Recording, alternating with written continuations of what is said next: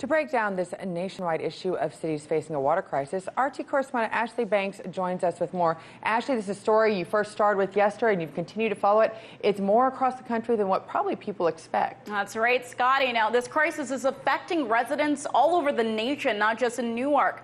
Earlier this year, President Donald Trump's former top environmental advisor, Scott Pruitt, declared a war on lead before resigning. Now, after leaving amid corruption allegations, EPA Administrator Andrew Wheeler has continued his work. However, as water contamination cases continue to increase across the country, many are questioning what is really being accomplished.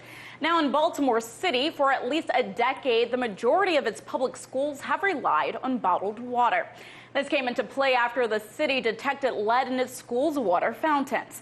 And in Howard County, Maryland, just south of Baltimore City, lead levels are exceeding federal health standards. Between September 13th and October 16th, water samples were taken from 9 schools in the county. The EPA says immediate action is required if lead levels reach 15 parts per billion. Now, according to Howard County school data, the samples tested positive for lead at an alarming rate, ranging from 22 to 288 parts per billion. By the year 2020, the state is requiring all of its Howard County schools to be tested for lead.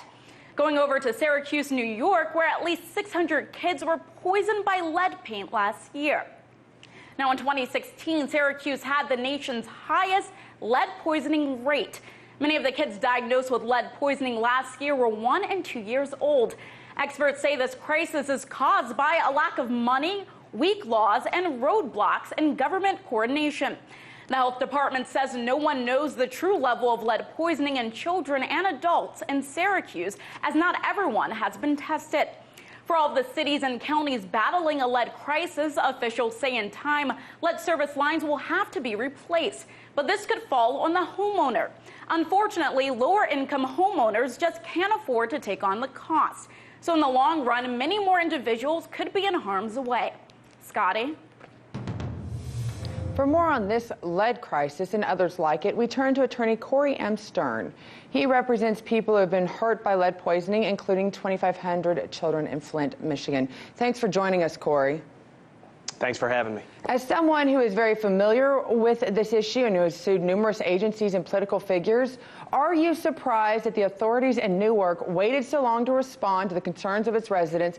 And I have to be honest with you, I'm kind of shocked that the mayor right there put the blame back on the parents, saying you're the ones that's basically poisoning your children, not our problem. Is this kind of response typical, do you think?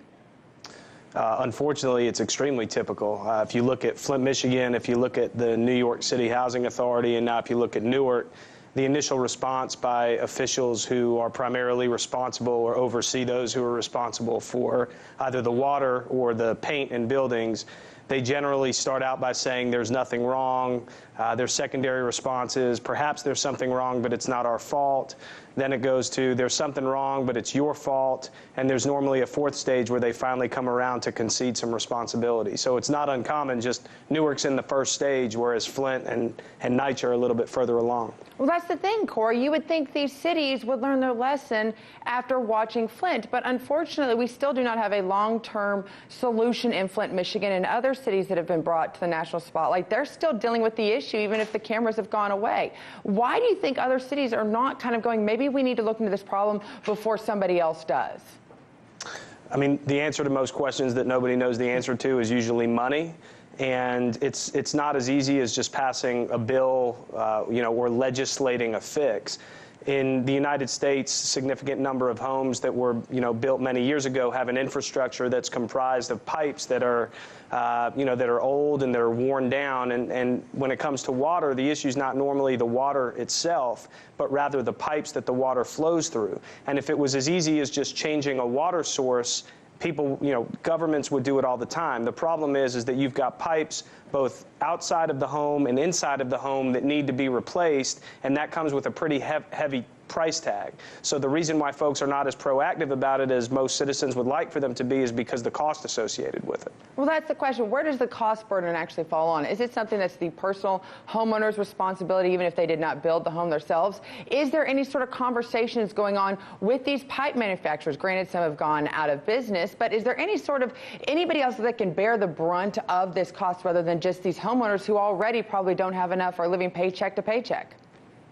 Well, many of the issues are from common pipes, and so the water that flows from, say, Lake Huron in Michigan or outside of Detroit to Flint, there's pipes from which the water flows through that starts out not the personal property of the individuals who own the homes. So issue number one is fixing the pipes that are the responsibility of the government without any real fight. It's not that the government claims in Michigan or even in Newark ultimately that the pipes outside of folks' homes need to be replaced and it's their responsibility to fix them.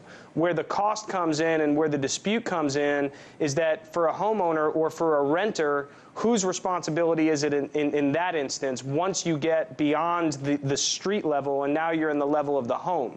And in most instances, it is the homeowner's responsibility, but where Flint went wrong and where Newark is likely going wrong is that the pipes themselves may be okay if you use the proper corrosion control for the water. What happened in Flint was because there wasn't proper corrosion control, the water flowed through the pipes and seeped the bad lead or the copper or the iron from the pipes, not because the pipes were bad, but because the water wasn't treated properly. And in that instance, it's the responsibility of the folks who didn't properly treat the water more so than it is the homeowner, because but for the water not being treated properly, their pipes would have been fine. My guess is from experience and from history, the same is going to be true in Newark, and ultimately the responsibility is going to land on the city and the state.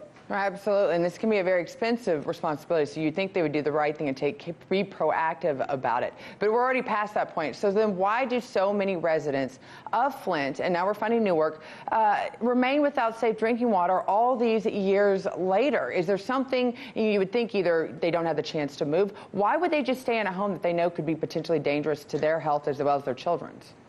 So, if you use Flint as sort of the bellwether, for all of these situations, most folks in Flint, and frankly most people who are affected by lead, whether it's in the water or if it's in the paint, they live in communities that are overpopulated, that have very low income populations, such that it's not as easy just to up and move. Many of the homes associated with the New York City lead crisis, they're public housing homes, and so it's not like folks have a ton of choices. In Flint, most of the folks who could leave have left.